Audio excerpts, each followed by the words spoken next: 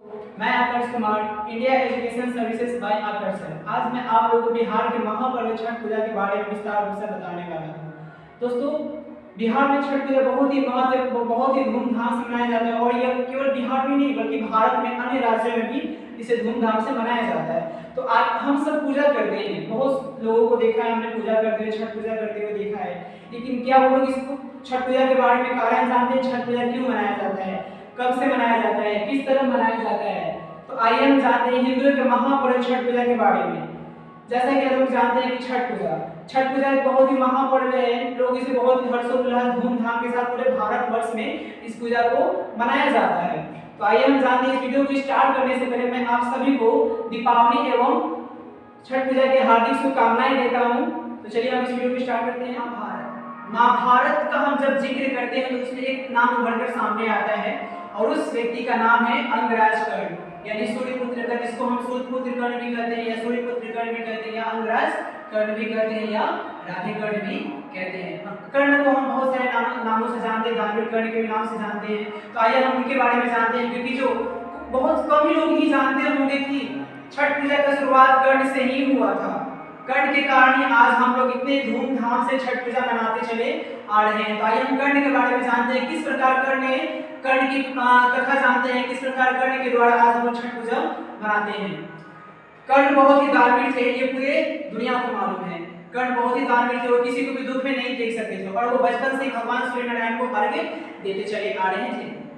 और जो कोई भी सुबह उनके पास अर्घ देते समय उनके पास आते थे, जैसे में कोई दुखिया या दुखियारी आती थी, उनको दान देकर उनको प्रसन्नता पूर्वक उन्हें वापस वहां से लौटा देते थे। किसी को भी वो निराश नहीं होने देते थे। वो उन्होंने वचन दिया था कि जो मेरे पास जो कोई भी आएगा प्रातः काल में दान देते समय, भगवान सूर्य नारायण के अर्घ देते समय, हम उनको सारी इच्छाएं और मनोकामनाएं को पूर्ण करेंगे। ऐसे ही चलते रहा, कुछ सालों तक चलते रहा। बात आ गई महाभारत की, युद्ध की बात आ गई। तो युद्ध से पहले कर्ण के पास कवच और कुंडल थे, लेकिन युद्ध के बाद उनके पास कवच और कुंडल नहीं थे। इसके पीछे भी एक कारण है जो मैं आप लोगों को बताने वाला हूं। कैसे?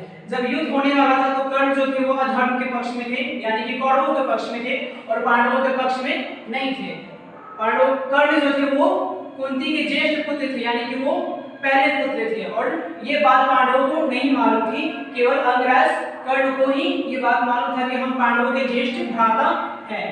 तो और अर्जुन के पिता देवराज इंद्र को इनको ये बात बहुत ही खटक रही थी, मन में ये सवाल बहुत ही उत्पन्न हो रहे थे बार बार कि अगर अंगराज कर्ण मेरे पुत्र को मार दे तो क्या होगा, मेरा पुत्र हार जाएगा, बहुत ही अपमान होगा, मेरा अपमानजनक ये दुविधा उत्पन्न हो जाएगी मेरे लिए।